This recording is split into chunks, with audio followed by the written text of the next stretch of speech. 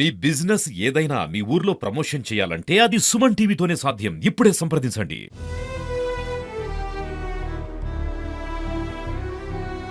Welcome to Suman TV. కొడుకు చనిపోయిన బాధలో ఈ తల్లిదండ్రులు ఉంటే వాళ్ళ కోడలు నాకు ఆస్తి కావాలంటూ కొడుకు చనిపోయిన రోజు దహనం చేయకుండా మరియు 11th డే రోజు ఆ కార్యక్రమం జరగకుండా మరి అదే రోజు సూసైడ్ అటెంప్ట్ చేయడము జరిగింది. అసలు కారణాలు ఏంటిది? చాలా వరకు ఏంటంటే భార్య తన భర్త కార్యక్రమం జరిగేటప్పుడు ఇదంతా అంటే చాలా సెన్సిటివ్ విషయం కదా. ఇది జరిగిపోని తర్వాత మాట్లాడుకుందాం అనే విషయంలో అలాంటి కోణంలో అలాంటి దృక్పథంతో వెళ్ళాలి కానీ ఇక్కడ ఉన్నటువంటి ఈ మహిళ వాళ్ళ కోడలు నాకు ఆ రోజు ఆస్తి పంచాలంటూ గొడవ పడుతూ చాలా హంగామా చేయడం జరిగింది. ప్రస్తుతం మనం ఎవరైతే చనిపోయారో వాళ్ళ తల్లిదండ్రులతో మాట్లాడి వాళ్ళ బంధువులతో మాట్లాడి తెలుసుకునే ప్రయత్నం చేద్దాం. మనతో పాటు ఎవరైతే చనిపోయారో చనిపోయిన ఒక వ్యక్తి యొక్క బ్రదర్ అంటే అన్నగారు ఉన్నారు. తనతో మాట్లాడే ప్రయత్నం చేద్దాము. సార్, అసలు ఏం జరిగింది? గతంలో కూడా ఈ గొడవలు ఉన్నాయా? అంటే తను కావాలని చేసిందా? దీని వెనకాల ఏమన్నా దురుద్దేశం ఏమన్నా ఉందా? మా మా తమ్ముడు చనిపోయిన సార్, మళ్ళీ వాళ్ళు దానం చేయకుండా అడ్డుపడ్డారు సార్. చాలా అడ్డుపడి మాకు ఏదో ఒకటి కావాలి, మాకు ఏదైనా న్యాయం చేసేదాకా మేము శవాన్ని కాలి అని చెప్పి గొడవ చేసింది సార్. చేసిన తర్వాత వాళ్ళు పెద్ద మనుషును ఒక 4 వచ్చిన వాళ్ళు వచ్చిన తర్వాత మాకు రాతపూర్వకంగా రాసిచ్చినాకనే చేస్తామన్నారు, దానం చేయనిస్తామన్నారు. తర్వాత ఆల్రెడీ రాసిచ్చారు. రాసిన తర్వాత ఒకసారి కూర్చున్న తర్వాత కూడా వాళ్ళు ఏం చేశారు, మాకు డబ్బులు కావాలి, డబ్బులు అయితేనే మేము ఏదైనా కార్యక్రమం చేయనిస్తాం, లేదు చేయనియం అని చెప్పి కొద్దిగా వాళ్ళు పెద్ద మనుషులు కోరుకున్న తర్వాత కూడా వాళ్ళకు ఎక్కువ అమౌంట్ బాగా అడుగుతున్నారు వాళ్ళు. అయితే ఒక 40 lakhs అయితేనే మేము ఓకే, లేకపోతే దానికి మేము ఒప్పుకోని చెప్పి అన్నారు. అన్న తర్వాత ఇక మళ్ళీ వాళ్ళు ఎక్కడ వెళ్ళిపోయారు సార్. వాళ్ళకి పిల్లలు కూడా లేరంటున్నారు. మరి ఇప్పుడు భర్త ఎవరైతే తన భర్త చనిపోయిన తర్వాత ఇదంతా ఆమెకే కదా, మరి ఎందుకు ఇలాంటి దుస్సాహసం ఆమె చేయాల్సి వచ్చింది? ఏమో సార్, మంచిగా ఉంది అమ్మాయి, ఇక్కడే ఉన్నది, మళ్ళీ 2-3 days దాకా ఉన్నది, మళ్ళీ వెళ్ళింది వచ్చిన తర్వాత 11th డే రోజే ఇట్లా స్టార్ట్ అయింది సార్. మళ్ళీ 11th డే వచ్చి పూజ చేయనీయకుండా అడ్డుపడేది అమ్మాయి. అప్పటి వరకు ఓకే, బాగానే ఉన్నది అమ్మాయి. 9th రోజు వచ్చింది, శ్మశాన కాడికి వచ్చింది, అంతా ఓకే. మరి ఎవరు మాటలు పట్టుకొని చేసిందో సార్ తెలియట్లేదు అమ్మాయి. ఆ రోజు 11th రోజు ఏం జరిగిందండి ఇంట్లోకి వచ్చిన తర్వాత? 11th రోజు ఆల్రెడీ వీళ్ళు ఒక 1 hour ముందే వచ్చింది సార్. 10 o'clock వచ్చారు. 11:30 వాళ్ళకు మన అయ్యగారు వచ్చారు. అయ్యగారిని పూజ చేయదని చెప్పి ఆ అయ్యగారిని ఆపేసారు. అందరూ వచ్చి అందరు ఇంట్లో జ్వరపడి మాకు ఏదో ఒకటి చేసేదాకా చేయని అని చెప్పి బాగా హంగామా చేసింది సార్. అసలు కారణం ఏంటిది? అంతగానం ఆమె వచ్చి సూసైడ్ అటెంప్ట్ చేయడానికి గల కారణాలు అసలు దేనికోసం చేసి ఉంటుంది? అంటే ఇక వాళ్ళ డబ్బుల కోసం సార్. వాళ్ళు ఏదో మాకు సెటిల్ చేయాలి అని ఒకటి అని. అంటే ఇప్పుడు నేను ఇంతకుముందు అన్నట్టు తను ఒక్కడే, తర్వాత వాళ్ళ పాప ఉంది, వాళ్ళ పాప ఆల్రెడీ పెళ్ళి అయిపోయింది, ఇప్పుడు తను ఒక్కడే ఉన్నాడు. ఇప్పుడు తన తర్వాత తనకు చెందాల్సిన ఆస్తే కదా, మళ్ళీ ఎందుకు దీని మీద గొడవ?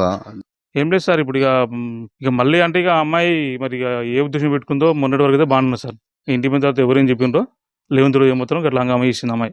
మేము కూడా ఇట్లా చేస్తాను మేము అనుకోలేదు. కాకపోతే మేము సెటిల్ చేస్తాను సార్, అదొకటి చేస్తాను, కానీ వాళ్ళే తొందరపడి ఆ రోజు హంగామా చేసింది సార్. చనిపోయిన 24 గంటల తర్వాత శవాన్ని ఆపి దహనం చేయకుండా ఉండడమే కాకుండా 11th డే రోజు అంటే ఏదైతే చనిపోయిన తర్వాత 11 days దినం జరుగుతుందో ఆ దినాన్ని కూడా ఆపడము, ప్లస్ అదే రోజు సూసైడ్ అటెంప్ట్కి ప్రయత్నించడము, వీళ్ళు 100కి ఫోన్ చేయడము, ఇక్కడ ఒక స్థానిక పోలీస్ స్టేషన్ నుంచి కానిస్టేబుల్స్ వచ్చి అలా చేయకూడదని చెప్పేసి దాన్ని ఆపడం జరిగింది. ఆపిన తర్వాత ఆ అమ్మాయిని తీసుకుపోవడము, వీళ్ళతోని కౌన్సిలింగ్ ఇవ్వడము, వీళ్ళతో మాట్లాడడం కూడా జరిగింది.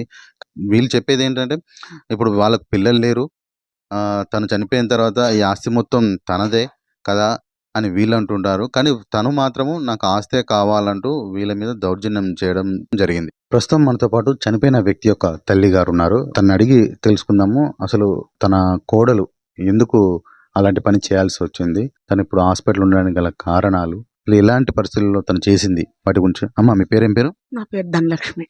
చెప్పండి ధనలక్ష్మి గారు, అసలు మీ కొడుకు చనిపోయి 24 కూడా గంటలు కాలేదు, కానీ మీ కోడలు వచ్చేసి మీ మీద దాడికి దిగడం కానీ గొడవ చేయడం కానీ జరిగింది.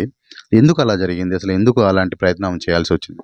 ఆమెకు 40 లక్షల రూపాయలు 13 తులాల బంగారం వదిలేయాలని మా మీదకి అందరితో దాడి చేయించిందండి. మా మీద మేము ఎంత బిడ్డలాగా చూసుకుంటాం, నువ్వు ఇలా చేయొద్దు అని చెప్పినా కూడా కనీసం కార్యం కూడా కాకుండా చేసి మమ్మల్ని మా ఇంట్లోకి అందరు దూరి మమ్మల్ని మా మీదకి మమ్మల్ని ఇంట్లో రానియకుండా అడ్డుకున్నారు. అయ్యగారిని కూడా కార్యం చేయకుండా అడ్డుపడ్డారు. అప్పటికి కూడా మేము నలుగురు చెప్పినట్టు వింటామని కూడా మేము ఒప్పుకున్నాం.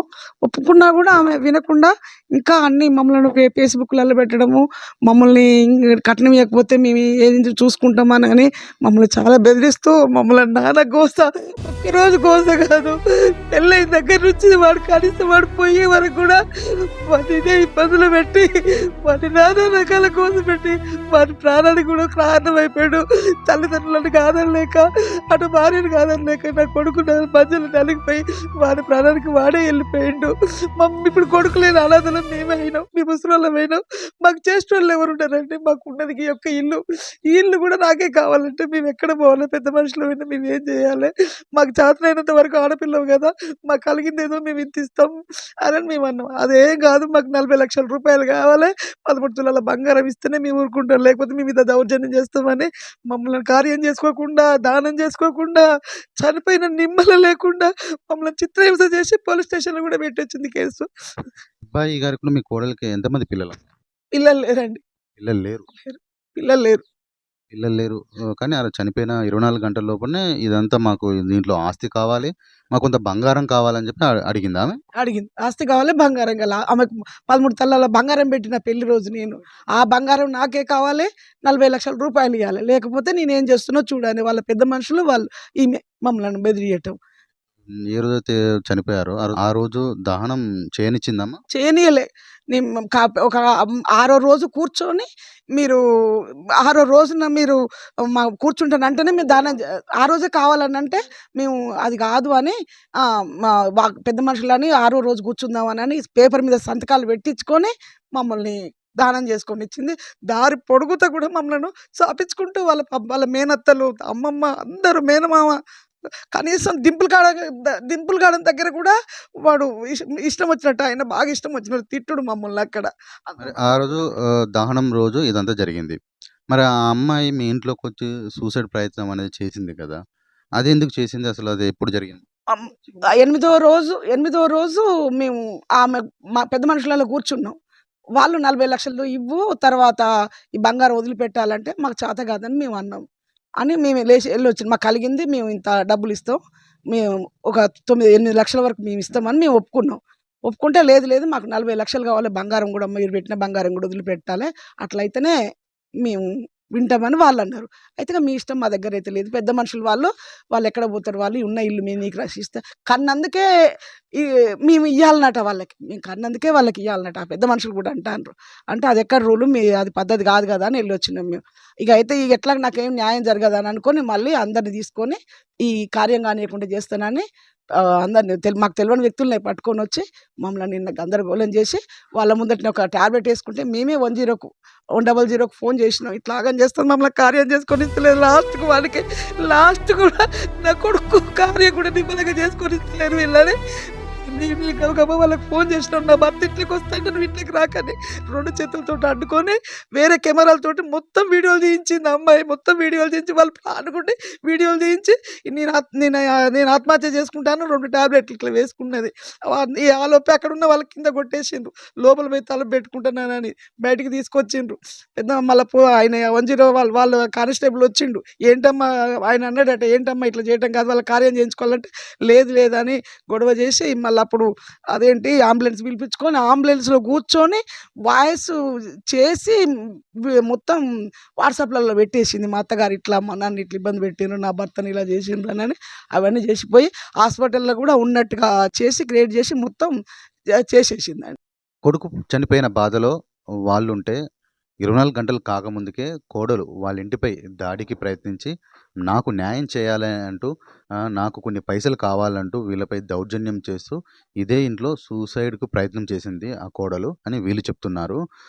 ప్రస్తుతం మనతో పాటు ఎవరైతే చనిపోయారో వాళ్ళ తండ్రి కూడా ఉన్నారు. తనతో కూడా మాట్లాడే ప్రయత్నం చేద్దాం. అసలు ఎప్పటి నుంచో ఈ గొడవలు మీకు వస్తున్నాయి మీ మధ్యలో, మీ కోడలికి మీకు? మరి ఎందుకు ఆ రోజు నాకు పైసలు కావాలి, నాకు కొంత ఆస్తి కావాలి అని చెప్పేసి ఆస్తి గురించే అడగడానికి గల కారణాలేంటి?